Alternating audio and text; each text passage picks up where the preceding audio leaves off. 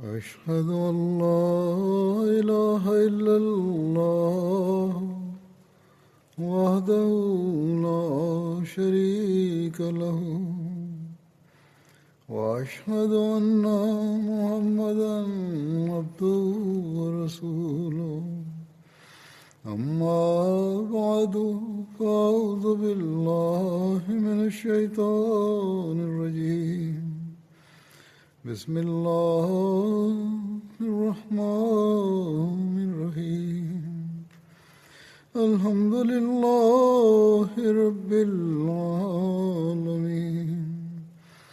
الرحمن الرحيم مالك يوم الدين إياك نعبد وإياك نستعين اهدنا الصراط المستقيم صراط الذين أنعمت عليهم غير المغضوب عليهم ولا الضالين.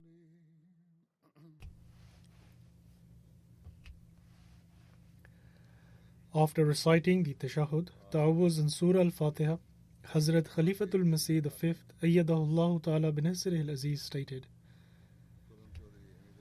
"Today I would like to mention about a long-serving member of the Jamaat, respected Chaudhry Hamidullah Sahib, who recently passed away.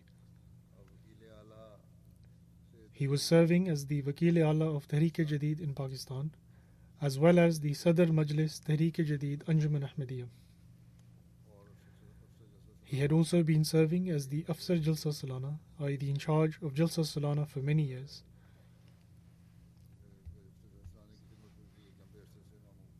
On the 7th February, at the age of 87, he passed away in the Tahir Heart Institute.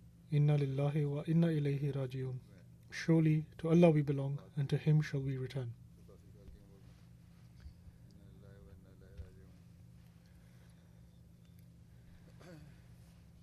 Respected Chaudhry Hamidullah Sahib's father was Babu Muhammad Bakhsh Sahib, and his mother was Aisha Bibi Sahiba. They lived in an area nearby to Behra. Chaudhry Sahib was born in Qadian in 1934.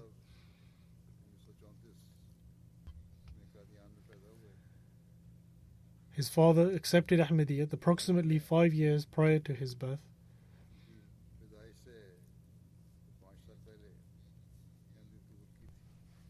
And in relation to his acceptance of Ahmadiyyat, he narrated that I call upon God Almighty as my witness and relate the following dream. Regarding the details of the dream, he stated that I was in Bangla Bakuwala in Sargodha. At the time, he was working in the irrigation department and was staying in Bangla Bakuwala. In any case, he further states, in October 1929, at approximately 2 a.m., I saw the Holy Prophet, peace and blessings of Allah be upon him, in my dream. And the Holy Prophet, peace be upon him, was sitting. His father travelled a lot in those days, therefore he may have been on a journey and spent the night there. But in any case, he narrates that in my dream I saw that the Holy Prophet, peace and blessings of Allah be upon him, was sitting on a prayer mat. And the Holy Prophet, peace be upon him, had placed both his hands on his thighs, as if he was occupied in the remembrance of Allah, whilst recounting his attributes and praise on his fingers. His blessed countenance was turned towards the east, and the Holy Prophet, peace be upon him, then said to me that the joints of the chair you are sitting on have become loose. Upon this, I stood up immediately and saw that one of the joints had become loose. I expressed my gratitude and said that you have saved the life of a servant. If I had fallen forwards or backwards, my head would have split open. Then, a short while later, I saw that the Holy Prophet, peace and blessings of Allah be upon him, was holding a new office chair with his blessed hands, and the arms of the chair were greatly extended. The Holy Prophet, peace be upon him, then said that take a seat on this chair. This is the chair of Ahmadiyyat.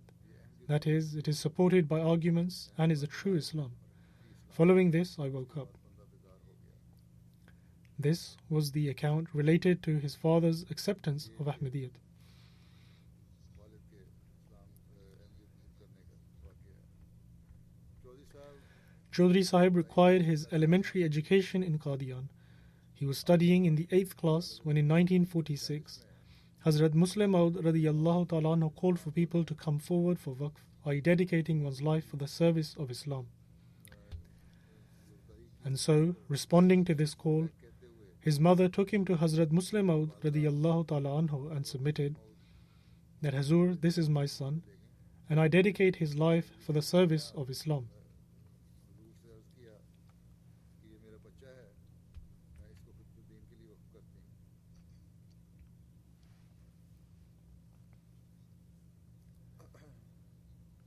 Following this, Hazrat Muslim Maud radiyallahu ta'ala anhu gave some instructions and that he should continue his education in school. In 1949, he passed the matriculation exam, and thereafter, in accordance with the guidance of Wakalat-e-Diwan Rabwa, he came to Rabwa for an interview. Following the written exam, Hazrat Khalifatul Masih II radiyallahu ta'ala anhu personally took his interview. At the time, a meeting was taking place of the Naziran of Anjuman Ahmadiyya, and Hazrat Khalifatul Masih II radiyallahu ta'ala anhu was also present.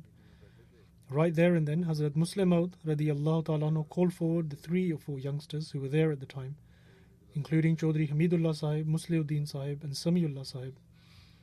And Hazrat Khalifatul Masih II radiyallahu ta'ala anhu then interviewed them, and upon his instructions they furthered their education, graduating from school and university.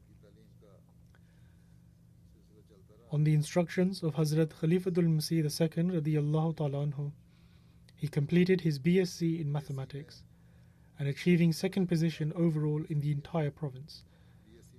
He then attained an MA in mathematics from Punjab University, Lahore, and stood in first division.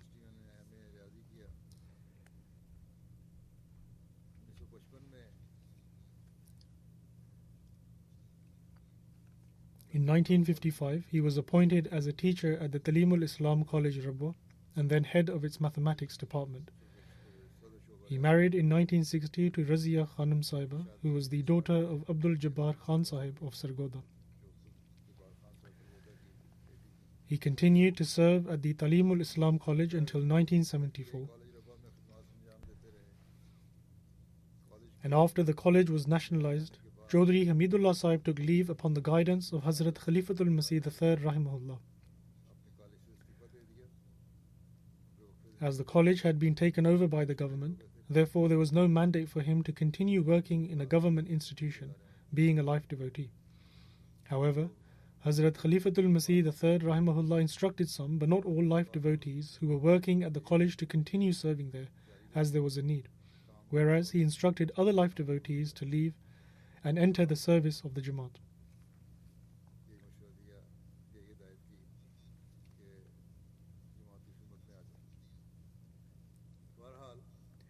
In any case, after resigning from the college, he was appointed by Hazrat Khalifatul Masih III rahimahullah as Nazir Ziyafat, and in 1982, Hazrat Khalifatul Masih IV rahimahullah appointed him as Wakil-e-Ala Tehreek-e-Jadid, and for a while he also served alongside this as additional Sadr Majlis Tehreek-e-Jadid.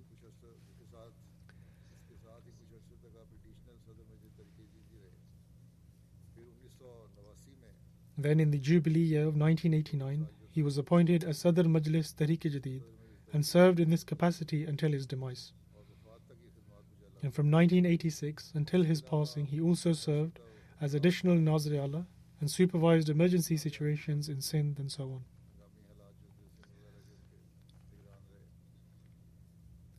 And during the era of Hazrat Khalifatul Masih III rahimahullah, he also had the honor of being appointed as Amir Muqami Rabwa. He also served in various capacities in Majlis Khudam al-Ahmadiyya Rabwa and Majlis Khudam al-Ahmadiyya Markaziyya. And from 1969 to 1973, he was appointed as the Sadr, i.e. President of Majlis Khudam al-Ahmadiyya Markaziyya. At that time, there was a central Khudam al-Ahmadiyya for all the Khudam worldwide, and each country did not have its independent Sadr Khudam al-Ahmadiyya.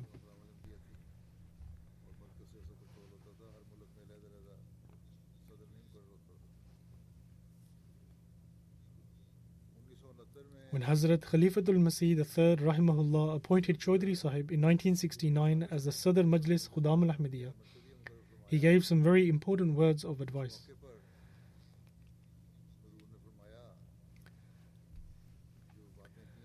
And although this extract from the address delivered by Hazrat Khalifatul Masih III Rahimahullah is quite long, however, it is very essential for the physical progeny of the promised Messiah alayhi salatu wassalam, and for the spiritual progeny of the promised Messiah alayhi salatu wassalam, and also for those who serve the Jamaat. All of them should hold this advice close at all times and make it binding upon themselves. They should all strive to act upon this guidance and always be concerned about whether they are truly fulfilling its due rights. Hazrat Khalifatul Masih III Rahimahullah stated that you should pray for the youth who is becoming the Sadr, and also pray for the devoted youth who is completing his tenure in this position, that may Allah the Almighty accept his efforts, and may Allah the Almighty grant the newcomer the ability, through Allah's help, to be able to exceed his predecessors. Hazrat Khalifatul Masih III Rahimahullah further stated, we can never remain static in one position. Every person entrusted with a new responsibility must strive to surpass those who come before him. This is because the Jamaat is continuously growing and expanding even further, and the works of the Jamaat are increasing, and so are the responsibilities. In short, I was explaining that the one who is newly becoming the Sadr of the Majlis is not a blood relative of the promised Messiah alayhi salatu wassalam. Perhaps the Sadr preceding Chaudhry Sahib was Hazrat Mirza Tahir Ahmad, Khalifatul Masih IV Rahimahullah, who was a member of the promised Messiah alayhi salatu wassalam's family. But in any case, Hazrat Khalifatul Masih III Rahimahullah stated that he, i.e. the new Sadr, is not a member of the family of the promised Messiah alayhi salatu wassalam. However, in terms of a spiritual relationship, every person is capable of being included in the spiritual progeny of the promised Messiah alayhi salatu wassalam, on account of their effort, struggle, prayers and humility. Through this, one is able to enter the spiritual progeny of the promised Messiah alayhi salatu wassalam, and one ought to truly become his progeny. There are many who exceed even the physical progeny, albeit they are amongst the spiritual progeny alone. The physical relationship is a worldly relationship which has no link with faith or spirituality. The real relationship of the promised Messiah alayhi salatu wassalam with his progeny is a spiritual connection, and this is something that should be remembered by those who are related to the promised Messiah alayhi salatu wassalam and who have a physical connection by blood. The real connection of the promised Messiah alayhi salatu wassalam with his progeny is a spiritual one. It is for this reason it is said that the prophets never receive any inheritance and nor leave behind any inheritance. They never receive any inheritance and nor leave behind any inheritance. This is because inheritance is based on close physical relationships, and this concept is negated. As far as the spiritual blessings and grace is concerned, that indeed is the reality, truth and true wisdom, and the true essence of becoming one's spiritual progeny, whereby one fulfills the commandment of Allah the Almighty according to His will and command. Every person gains reward based on his devotion, sincerity and sacrifice. This in reality is the spiritual progeny of a spiritual person. The physical progeny bears no significance in this regard. In reality, those who become the spiritual progeny of the promised Messiah alayhi salatu wasalam are the true offspring of the promised Messiah alayhi salam. For this reason, the promised Messiah alayhi salam stated that he offered supplications, and Allah the Almighty accepted his prayers for them and included them in his spiritual offspring. If being the physical progeny was a distinct characteristic, then there was no need for the promised Messiah alayhi salam to offer this supplication for them, and nor was he in need for Allah to accept this prayer. Thus, it is vital for one's spiritual relationship with the promised Messiah alayhi salam to be strengthened, irrespective if one is related by blood or not. Similarly, those people who assert that simply being the physical progeny of the promised Messiah alayhi salam is a distinct quality, they are mistaken. There have been people in the past who have harbored enmity against the progeny of the Holy Prophet, peace be upon him, only because they were his descendants.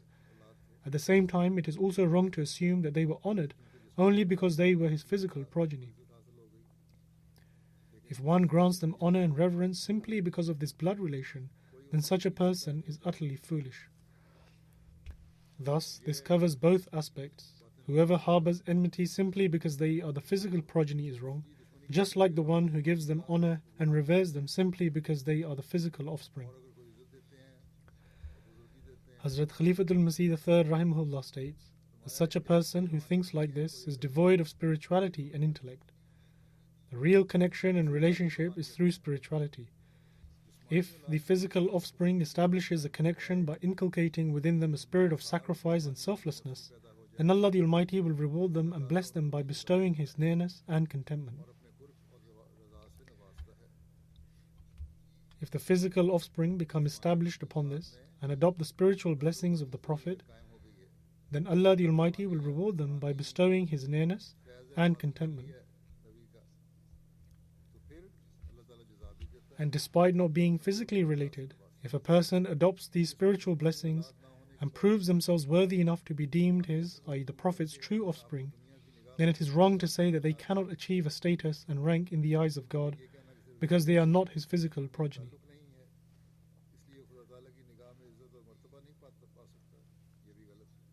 Thus, even if a person is not physically related, if they prove themselves to be the spiritual progeny, they will be bestowed with their due rank.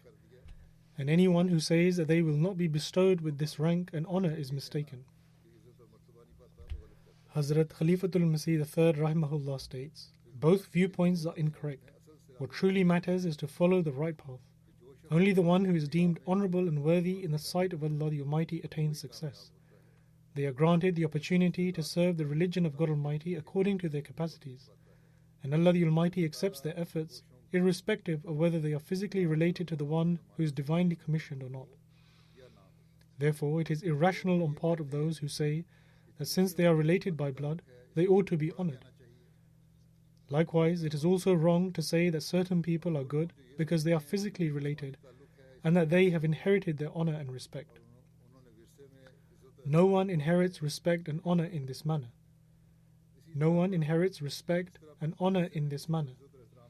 And the one who thinks that a person will not receive honor and eminence because they are not physically related are also in error. Hence, the one who thinks that since they are physically related, therefore they deserve honor are mistaken. In essence, another name for spiritual connection is righteousness, instilling love for Allah the Almighty, sacrificing for Allah the Almighty, and to bring about a death upon oneself, and to consider oneself worthless, and to be bestowed with a new and pure life after completely annihilating oneself in the way of Allah the Almighty. This is the true relationship without which no other relation exists.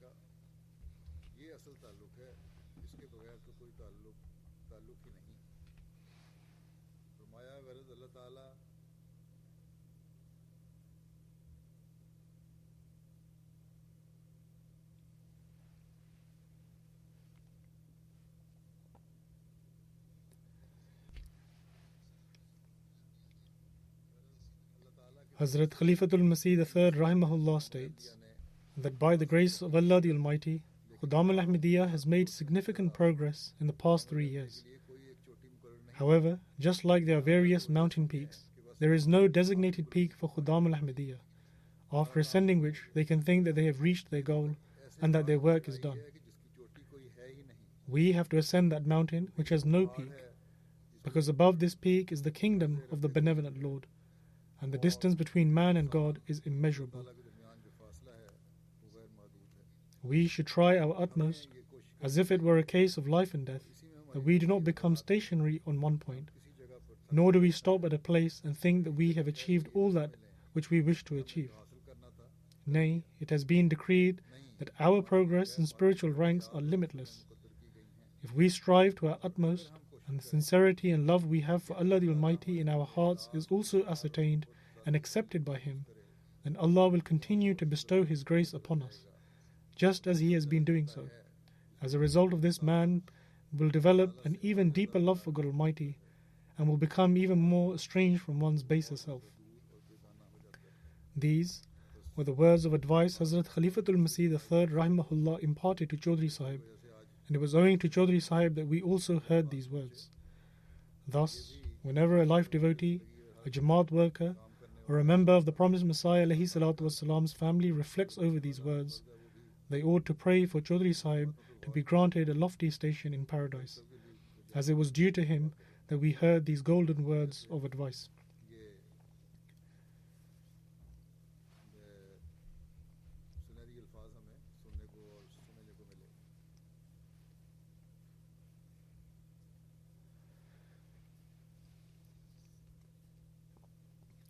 Then, whilst delivering an address at the Khudam al-Ahmadiyya Markaziyya Ijtima in 1970, Hazrat Khalifatul Masih III Rahimahullah said the following about Chaudhry Sahib. He states, I have assigned the leadership of Khudam al-Ahmadiyya to a sincere young man, who despite not being from the physical progeny of the promised Messiah ﷺ, has a strong spiritual relationship with him. Allah the Almighty has granted him the opportunity to work and blessed his endeavors and also accepted our prayers.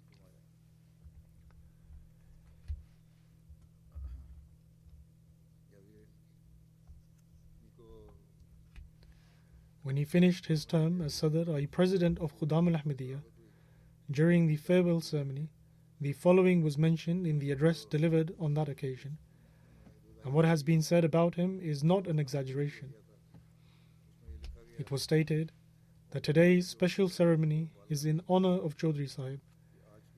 The 4-year term of Chaudhry Hamidullah Sahib was the addition of a golden chapter in the history of Ahmadiyyat. During this time, under the special guidance of Hazrat Khalifatul Masih Ayyadahullah Ta'ala bin Nasr al-Aziz, this is referring to the era of Khalifatul Masih III Rahimahullah, each department of Khudam al-Ahmadiyya International has worked very diligently with respect to its capacity and numbers. Chaudhry Hamidullah Sahib worked with the utmost humility and with a selfless spirit, and constantly striving to inculcate the wonderful attributes of obedience, loyalty, and a connection with Khilafat amongst the youth, which will guide them in the future, God willing. Under his tenure as Sadr, each department of Khudam al-Ahmadiyya worked in accordance with the wishes of Hazrat Amirul Mu'mineen Khalifatul Masih III Rahimahullah. During his tenure as Sadr, the fundamental directives of Hazrat Muslim Maud radiyallahu ta'ala anhu were compiled in a book form called Mash'al-e-Rah, and for Atfalul Ahmadiyya, the booklet Yaad Rakhne Ki Baatein, i.e. Key Points to Remember, was also published. The overall central majlis was strengthened, in particular the financial system. With love and a spirit of devotion, he remained firm on the principles that every instruction, directive, or indication of Khalifatul Masih should be obeyed wholeheartedly and with full conviction.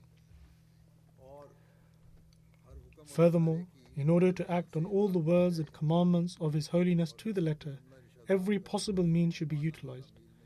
Before being bestowed the esteemed responsibility of Sadarat, he had the opportunity to work in various capacities of the Markazi Majlis-e-Amla.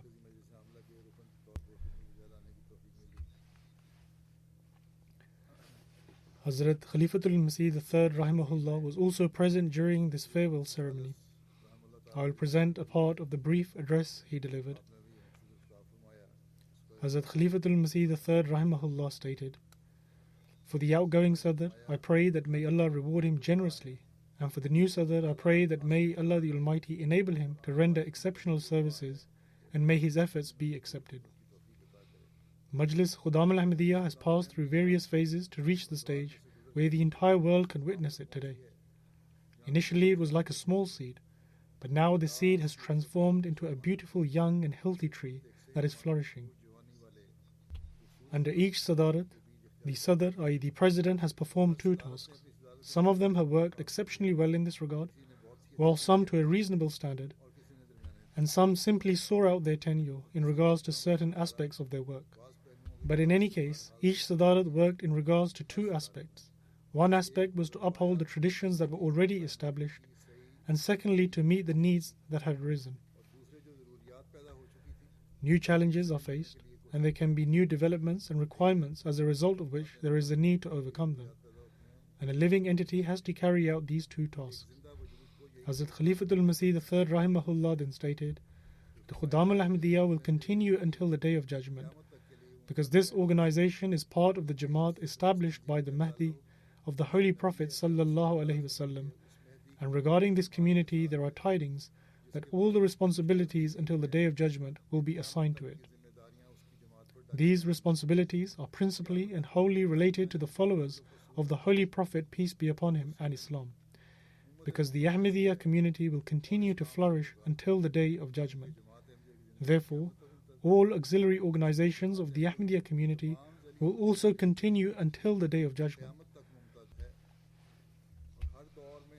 Thus, whoever is handed the reins of leadership of this organization, it becomes incumbent upon them to safeguard the previous beauty, magnificence and glory of the primary organization, i.e. the Jamaat and its auxiliary organizations, and then to go on increasing it further.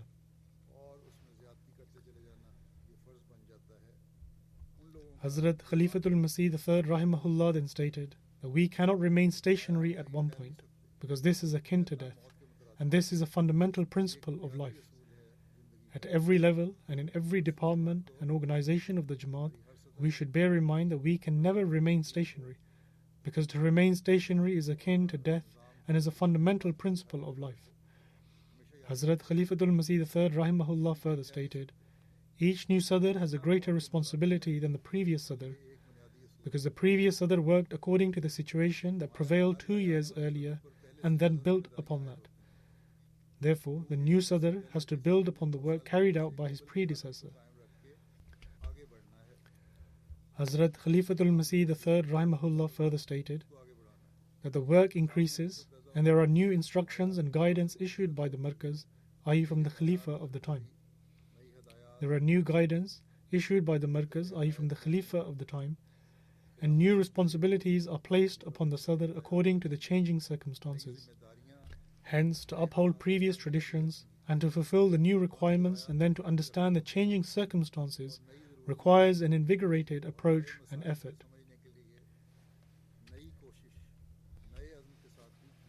Hazrat Khalifatul Masih III Rahimahullah then stated that may Allah graciously reward the respected brother and youth Hamidullah Sahib for the manner in which he rendered all his services for the Jamaat.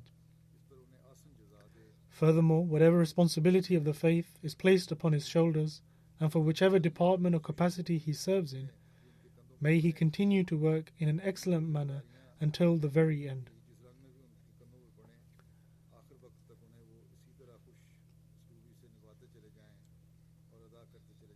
Chaudhry Sahib also played an important role working as part of the emergency committee established under the directives of Hazrat Khalifatul Masih III Rahimahullah, owing to the difficult circumstances of 1974.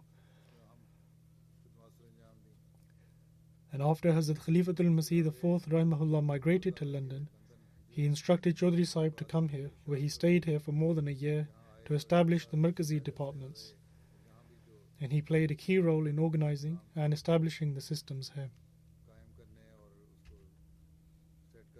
From 1982 to 1999, he had the opportunity to serve as the national president for Majlis Ansarullah.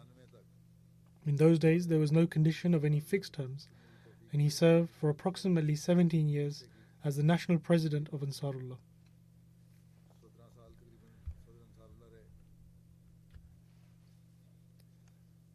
And during his tenure as the president of Ansarullah, the first volume of Sabilur Rishad was prepared and published, which was a compilation of Hazrat Khalifatul Masih II radiyallahu ta'ala anhu's various sayings. Also, a very commendable work was done in regards to the expansion and construction of the guest house. He also had the opportunity to serve as the president of the planning committee for the centenary jubilee of Jamaat Ahmadiyya in 1989, and prior to this, he served as the secretary of the planning committee for the centenary jubilee of Jamaat Ahmadiyya.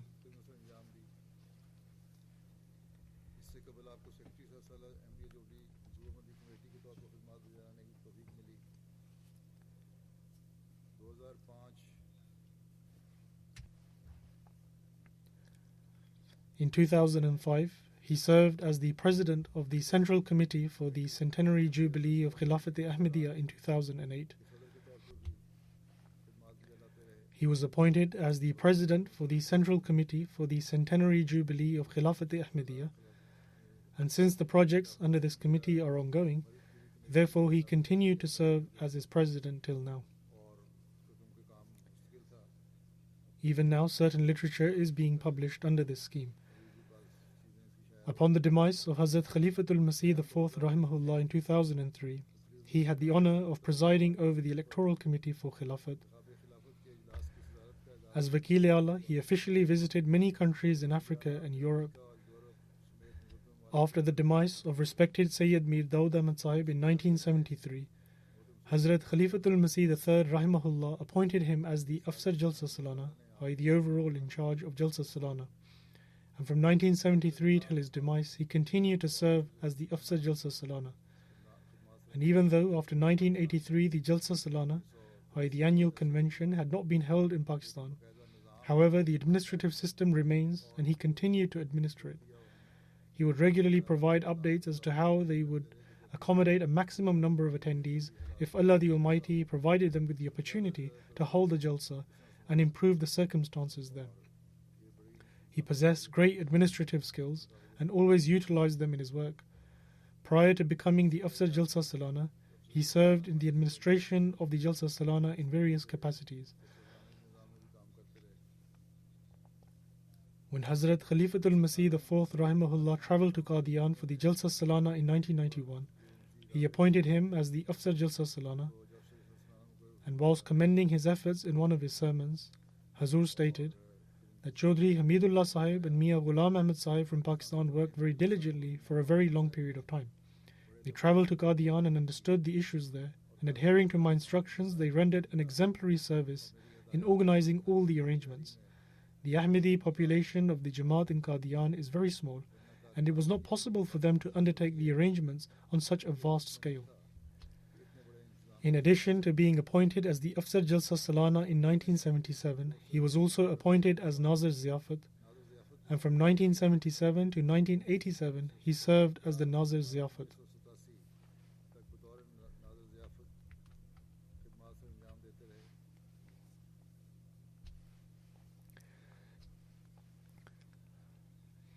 He is survived by his wife, Razia Khanum, one son and two daughters.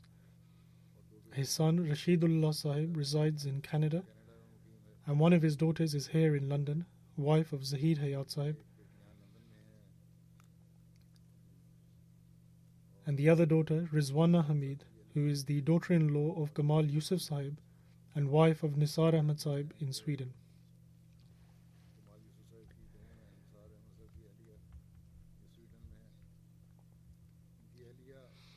Chaudhry Hamidullah Sahib's wife states that our marriage took place in 1960, and after our marriage I saw that whatever allowance he received, he would first take his chanda out from it, and he would also advise me the same, and would say that first contribute towards chanda and then fulfill the other expenses. He also encouraged me to become a member of the institution of Al-Wasiyat. At the time of our marriage, Chaudhry Sahib's allowance was 80 rupees. Nowadays, one cannot even imagine this, although things did not cost much in those days, but despite this, 80 rupees was a very small amount. She further states, upon this I became extremely concerned as to how we would get by with such a small amount that was left over after having contributed towards our chanda from it. However, owing to the blessings of the chanda, Allah the Almighty would continue to bestow His blessings and we would get by very comfortably. I believe that since he was teaching at the college at the time, therefore the college staff had a higher allowance. However, the other Jamaat workers, such as the missionaries and life devotees, had even less allowance. She further writes, he was very regular in his tahajjud prayers and would offer his 5 daily prayers in congregation at the mosque or in his office. If he was unwell, then he would offer his prayers at home. He would always take special care for the offering of prayers, and right till his demise, he continued to offer all his prayers and on time.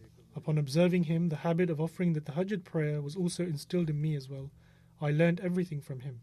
She further states, he treated me with great kindness. Whenever we received something in the house, he would always give it to me first and then distribute it amongst the children.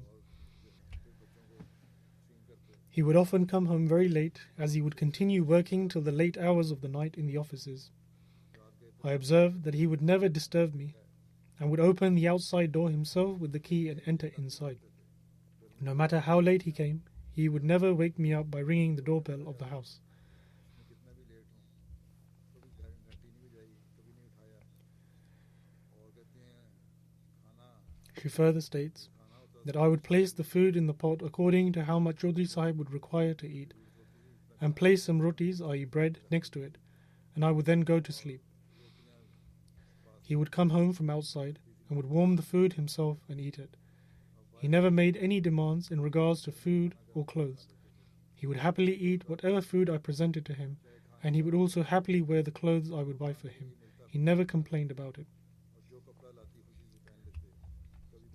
This indeed is a very fundamental principle in order to establish peace and harmony in the homes. If this is adhered to, then 80% of the issues in the homes would not even arise. She further states that he would always attend the funerals of the martyrs, office bearers, renowned personalities of the Jamaat, and Jamaat workers and their families. He would remain there right till the burial. He never harbored any anger against anyone in his heart and would conceal the shortcomings of others. He was a very kind and compassionate husband and father. He would never become angry with any relative and would always be the first to seek reconciliation and would always say, Al-Izzatu lillahi jamia, that is, to Allah belongs all honor. He would take great care of his siblings and other relatives, and every Thursday he would visit the house of his sister who resides in Rabwa. Chaudhry Sahib also greatly looked after his parents as well. She further states, I had an operation once and for 10 days was admitted in hospital. There was no place for him to sleep there, and so he would sleep on the floor in my room. He never complained that he could not sleep on the floor. She further writes that he was an extremely kind and caring husband, and whenever I would fall ill and be admitted to the Tahir Heart Institute, he would remain there with me and would look after me in every way.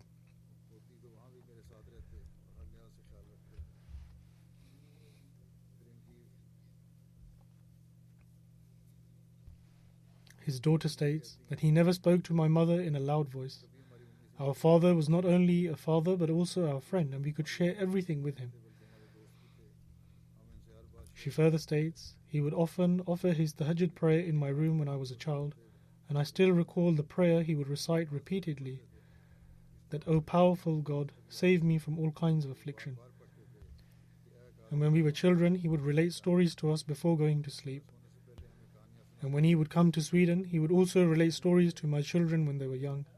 Our father was a great source of prayers for us.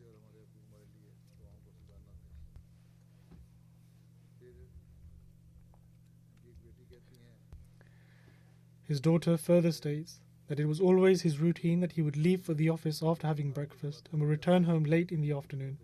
He would go back to the office after the Asr prayer and would come home late in the night after the Isha prayer. During our childhood, if we needed help in maths, he would only have an hour after Fajr to teach us.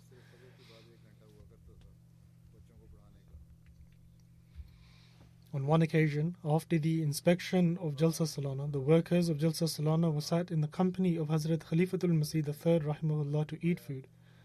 And Hazrat Khalifatul Masih III rahimahullah said to him, i.e. Chaudhry Sahib, that come and eat with me from my bowl. In those days, they would present the food in bowls made from clay. And when the bowl was presented before Hazrat Khalifatul Masih III rahimahullah, he called Chaudhry Sahib to come and eat from the same bowl.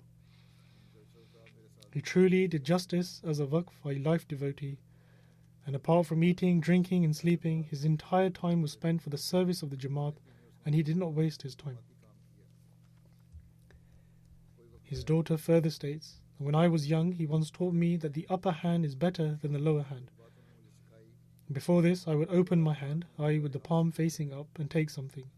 However, he advised against this, and through the gesture of his own hand he would explain that you should take something with the hand placed at the top, whether it is money or anything else that is being given. This is also a good method of tarbiyat, or moral upbringing. He had no desire for any worldly material. She states, I have never seen this quality in any other person, in that no matter how big a gift he was given, he would never show any expression of amazement over it. To serve the Jamaat was what really pleased him and was his desire. He always kept his phone by his bedside and was available to everyone 24 hours in the day. 24 घंटे वो हर एक को phone पर available होते थे। फिर उनकी दूसरी Then his elder daughter states that he was very observant of his children and would take great care of their emotions and sentiments. He never placed any burden on us for his own personal needs. He never said to carry out this work or that work. Rather, he would always do his work himself. He would always try and help us. He would sit my children down next to him and relate to them accounts from the Jamaat and the blessings of Waqf and his faith-inspiring accounts with the Khulafa. And everything he said was with a particular purpose in mind, and it would have a very positive impact on us. His son has also written the same and states that he would always give emphasis on 2 points, that no matter what the circumstances, never miss the prayers nor the sermon of the Khalifa of the time. And whatever instruction the Khalifa of the time gives, make utmost effort to fulfill it.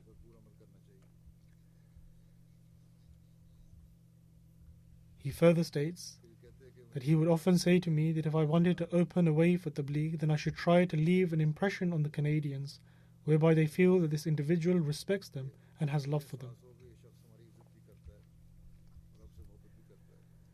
Jamilur Rahman Rafiq Sahib, who is Wakilut Tasneef in Tehreek-e-Jadid, writes that I had a very long-standing relationship with Chaudhry Sahib. Chaudhry Sahib's father, Muhammad Bakhsh Sahib, was a very pious man with a virtuous disposition, and these same qualities were passed on to Chaudhry Sahib, which were further refined. His father, Muhammad Bakhsh Sahib, would preach to Chaudhry Fazl Ahmad Sahib. This is around 60 to 70 years back. And owing to the preaching efforts of his father, Chaudhry Fazl Ahmad Sahib accepted Ahmadiyyat.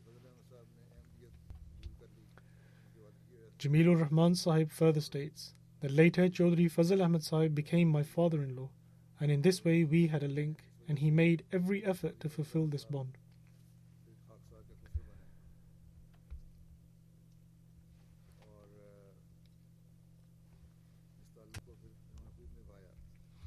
He further writes that apart from this, he was also my teacher.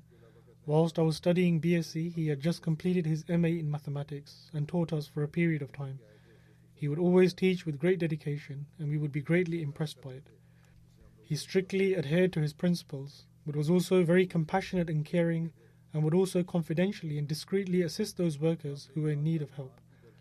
By the grace of God, he was extremely hardworking. He had a very intellectual disposition and had great knowledge of history and geography, and would teach others about it as well.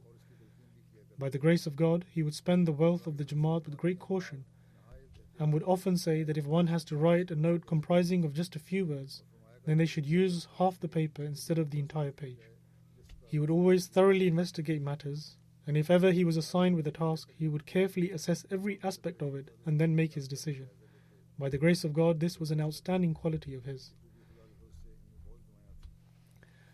Lake Nasir, who is the Wakilud Diwan, writes that Chaudhry Sahib once told me that when Hazrat Khalifatul Masih III Rahimahullah was Sadr Khudam al-Ahmadiyya, Chaudhry Sahib was serving his duty as Muawin, i.e. assistant Ijtima.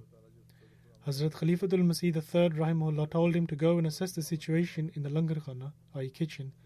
The Langar would also operate during the Ijtima as well. Hazrat Khalifatul Masih III Rahimahullah told him to see how the food was being prepared. Chaudhry Sahib stated that he was about to leave when Hazrat Khalifatul Masih III Rahimahullah called him back and said that the in charge of the langar was very strict and would not let him enter as he was going without any authority, and also he was much older than him. Therefore, Hazrat Khalifatul Masih III Rahimahullah took off his Sadr Khudam al-Ahmadiyya badge and placed it on me as I was serving as his Muawin, and then said that this is your authority now, in that the Sadr Khudam al-Ahmadiyya has sent you and given you his badge. Now go and take an assessment and report back.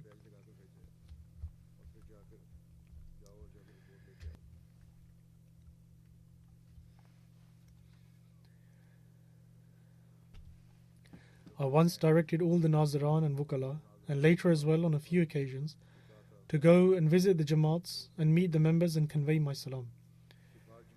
Chaudhry Sahib also went as well, and the person narrating this account states that he went along with Chaudhry Sahib on 2 occasions.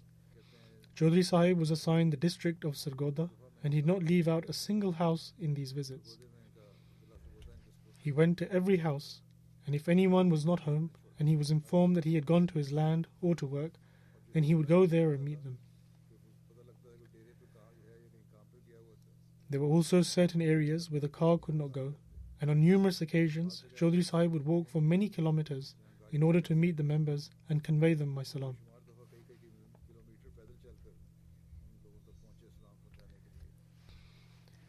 Another special quality of his was that he would show complete obedience and meticulously carry out the implementation of the directive I had given.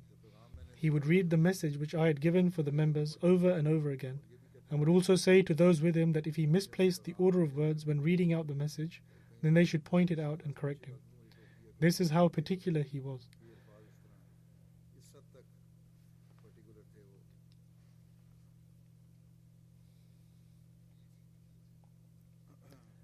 He would always instruct in regards to official matters that irrespective of how big or small the issue may be, or even if one has made a mistake, they should always ensure to inform Khalifatul Masih and update him. In this way, one is able to receive the prayers of Khalifatul Masih and the opportunity to reform themselves. He had an exceptional level of simplicity. During his official visits, he would instruct the Jamaat to not give him any formal protocol, and whenever it was time to eat, he would eat wherever he found the opportunity. At times he would eat whilst in the car, or would sit on the edge of a field whilst visiting the villages. And at times, during those visits, the Jamaat would request him to deliver a talk, and he would refuse, saying that for now he would only perform the duty for which he was instructed to carry out.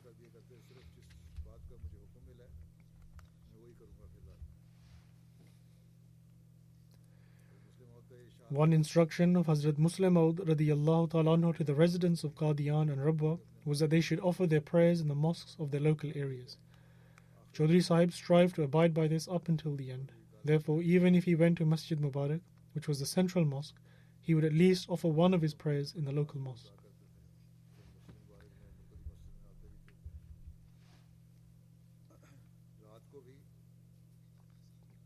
He would go to his office even at night, and many a time he would go to the office in the evening when no one was there to open the doors. And so he would go and open them himself and occupy himself in his work. He developed this habit from his time in college. There is a very interesting incident from his time in college. He writes that he was once sat working in the evening in the staff room of Talimul Islam College.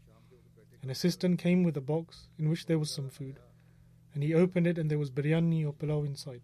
The person said that this was sent by the principal. The principal at the time was Hazrat Khalifatul Masih III Rahimahullah, Hazrat Mirza Nasir Ahmad, and he did not know if he was sat there. Hazrat Khalifatul Masih IV Rahimahullah later told him that he knew he would be sat there, and therefore told the assistant to give it to whoever was sat there.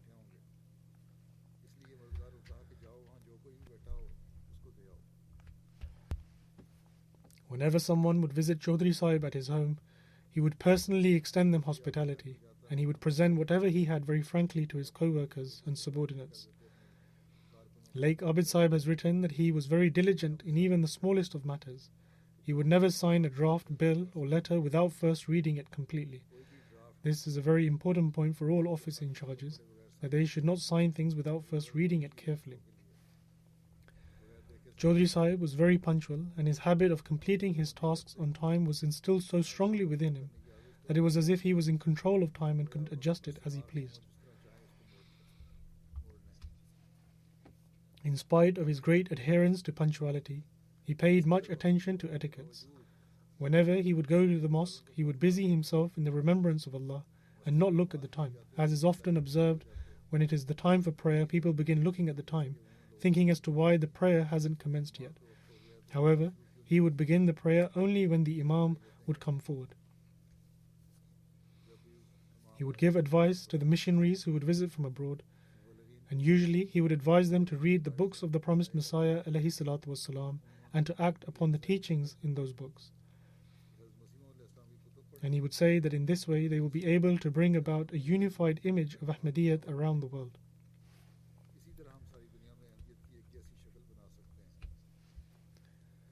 Samiullah Sial Sahib writes that we completed our matriculation exams together, and after completing our studies we presented ourselves to Hazrat Khalifatul Masih II radiyallahu ta'ala anhu and requested to be accepted for waqf, which Hazur radiyallahu ta'ala anhu graciously accepted. I worked with him in different capacities right until the end, that is, for approximately 71 years. In terms of his qualities, he was an exceptional man. He was compassionate, determined, always ready to serve his faith, and one who had boundless love for Khilafat. Another quality he possessed was that he trained the new life devotees in a wonderful manner. This was indeed a great quality of his, which is why I assigned him some life devotees to train them, and he trained them in an excellent manner.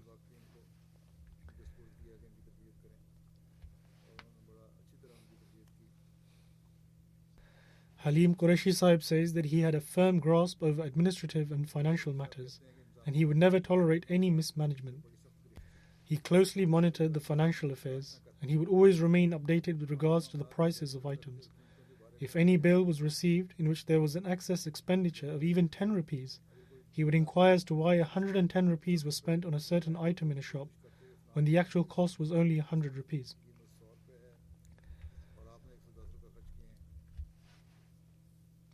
Amir Muhammad Kasrani Sahib is an engineer in the roti plant for the Jalsa Salana.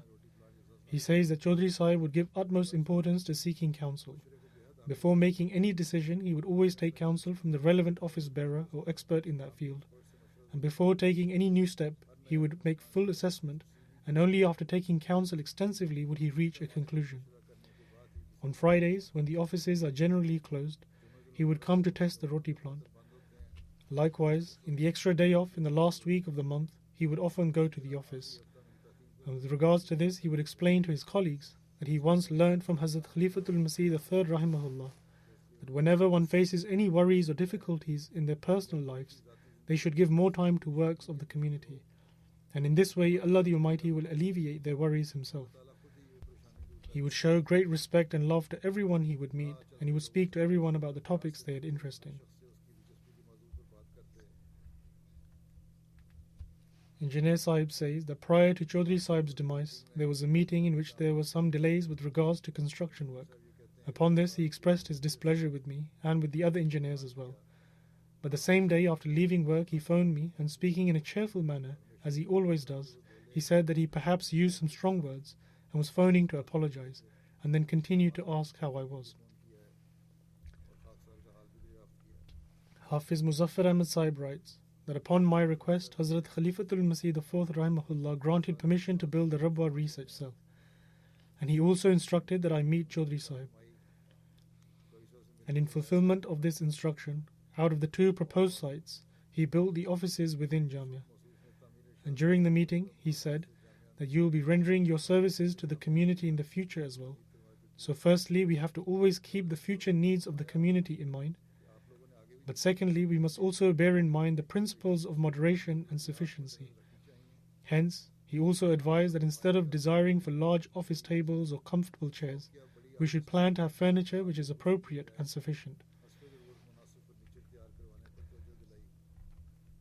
Abdul Majid Tahir Sahib, the Waqil al-Tabshir in London, writes, his every moment was spent in service to his faith. And with regards to the various matters in which there was instructions from the Khalifa of the time for Chaudhry Sahib, he would act upon them immediately and without delay upon receiving them. It often happened that an instruction would arrive in the night, so to fulfill these he would go to the office, implement upon them, and then return home. Indeed, his every movement and every word was in accordance to the instructions of the Khalifa of the time.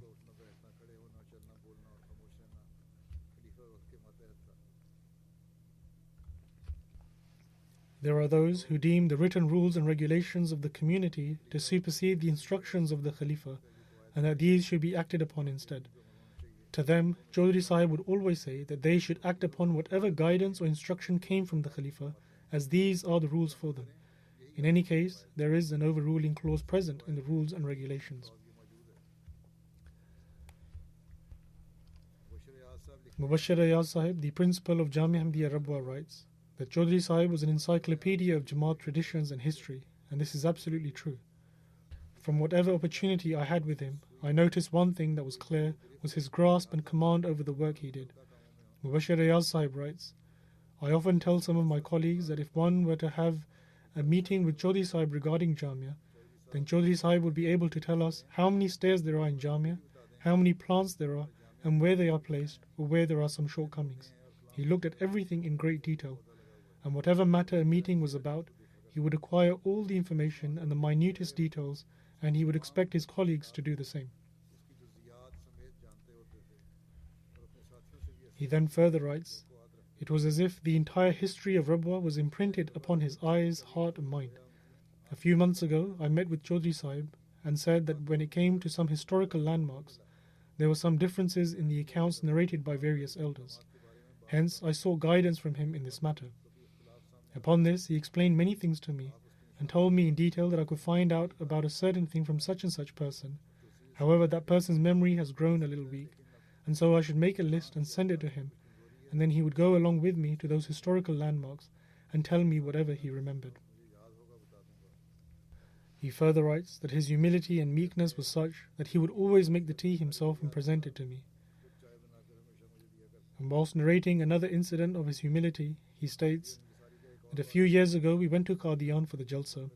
I, along with the deputy in charge of the Langar Khana, Mahfuzur Rahman Sahib, was standing and talking, during which time Chaudhry Sahib passed by. We exchanged greetings, after which Mahfuzur Rahman Sahib began telling me, in a heartfelt manner, that Chaudhry Sahib is a very simple person indeed. He said that only a little while ago, Chaudhry Sahib went to him and asked him if he could be quickly given something to eat, as he had just come from a meeting, and in about 15 to 20 minutes he had to go to another meeting. Mahfuzur Rahman Sahib said that since the time for food had finished, therefore he told Chaudhry Sahib that there was some food in the fridge which he would warm up for him, and in the meantime Chaudhry Sahib could go and freshen up.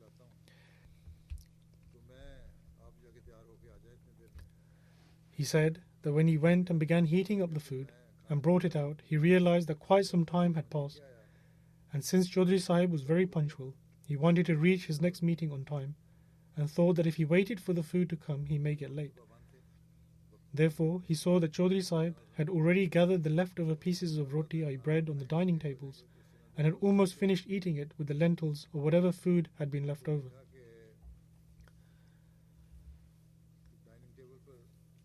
Thus, he went to his meeting on time, and he showed no signs of displeasure on his face to express why the food had been brought out so late. He simply ate the leftover pieces of roti, i.e. the bread, with the leftover lentils or whatever that was remained in the plates and dishes, and he ate it and left.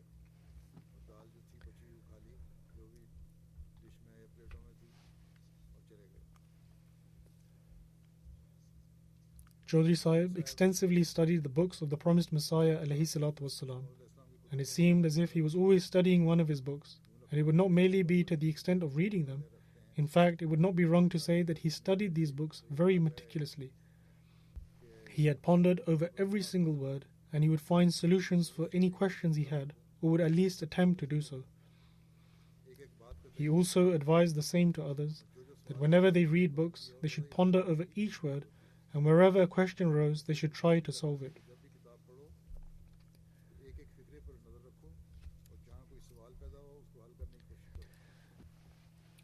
Mubarak Siddiqui Sahib says that once Chaudhry Sahib came to London, and I had given him permission to hold a sitting with the members of TI College. Mubarak Sahib says that I went to Chaudhry Sahib and informed him that this is what Khalifatul Masih has said, and so he attended. And during the event I asked him that Allah the Almighty had blessed him with the opportunity to serve for a very long time and had bestowed him with great honours. Therefore could he also advise us as to the secret to his success. Upon this, Chaudhry Sahib stated that there is only one secret, which is that one should not deem their own knowledge and understanding to be of any value. Rather, one should close their eyes and completely obey the Khalifa of the time. And this obedience should be such that your heart bears testimony that you have made every attempt to fulfill the due rights of obedience.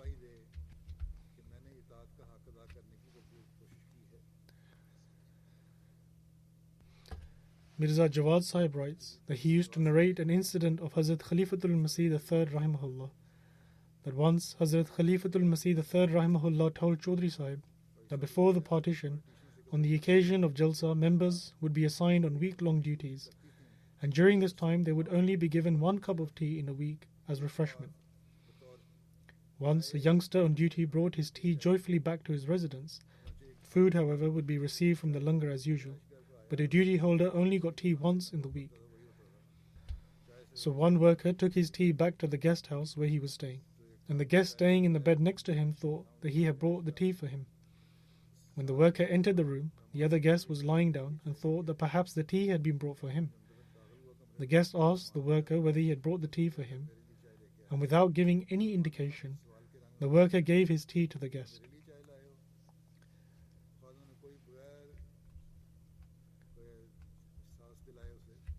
Chaudhry Sahib would say that Hazrat Khalifatul Masih III Rahimahullah related this incident to highlight the examples of workers and how they would offer sacrifices under any circumstance and tend to the needs of the guests. Chaudhry Sahib would say that there was a time when a cup of tea was a single refreshment during the week, and even that was sacrificed in the midst of performing duty.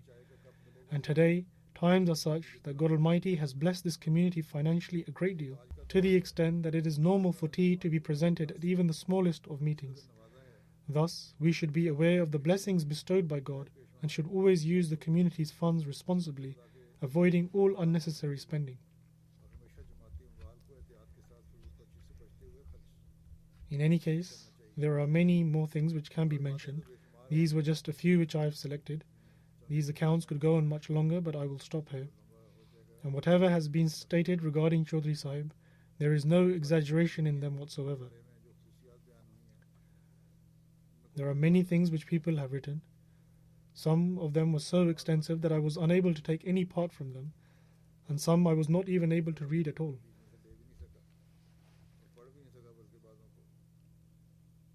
He possessed extraordinary capabilities. He was extremely humble and worked extremely hard.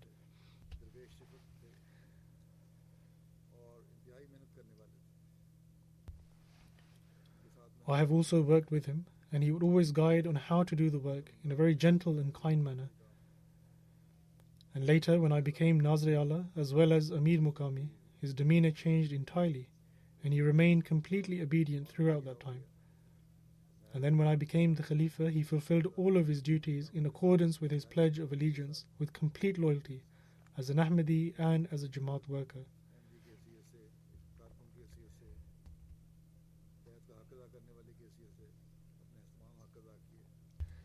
He took every word and every instruction of the Khalifa of the time very seriously and would act upon the instruction to the letter.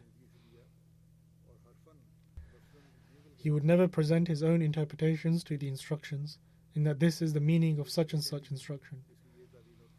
Once, I recommended that the junior section of Jamia Ahmadiyya, which had its own building, should be merged into the senior section of Jamia Ahmadiyya, as it was an extra cost and there was no longer any need for a separate building.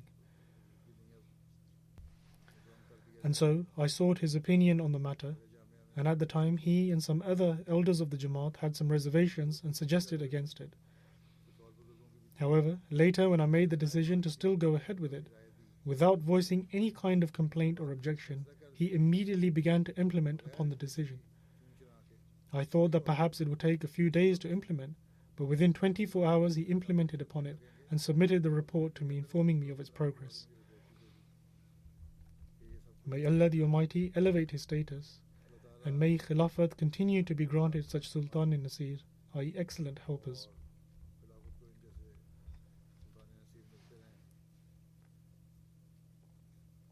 Also, continue to pray for the current conditions in Pakistan. Pray that may Allah the Almighty quickly improve the circumstances for the Ahmadis there and enable them to live their lives in freedom.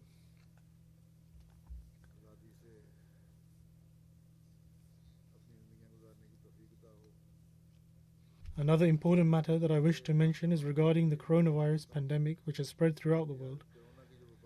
Ahmadis are not doing their utmost in taking precautions, not here in the UK, not in America, not in Pakistan, nor in any other country. Full precautions must be taken, masks must be worn. Some wear the mask and leave their noses exposed despite the fact that the nose should also be covered. Or there are some who leave their masks hanging around their necks. But in that case, what is even the point of wearing a mask? Also, people are not abstaining from closely meeting others and are not observing social distancing or other guidelines mentioned by the governments. We must act upon all these things, otherwise this pandemic will continue to spread. And these days, people should try to limit their travel to a minimum and avoid any unnecessary travel. Those traveling from Europe to Pakistan should be careful, and these days it is better if they do not go at all. In any case, may Allah the Almighty eliminate this pandemic swiftly and grant cure to all those Ahmadis and non-Ahmadis alike who have been affected by this pandemic.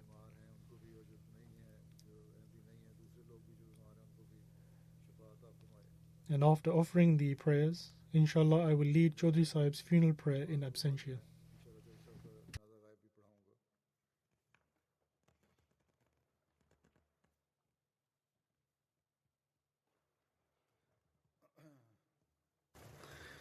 Alhamdulillah, alhamdulillah, nahmaduhu wa nasta'inuhu wa nastaghfiruh.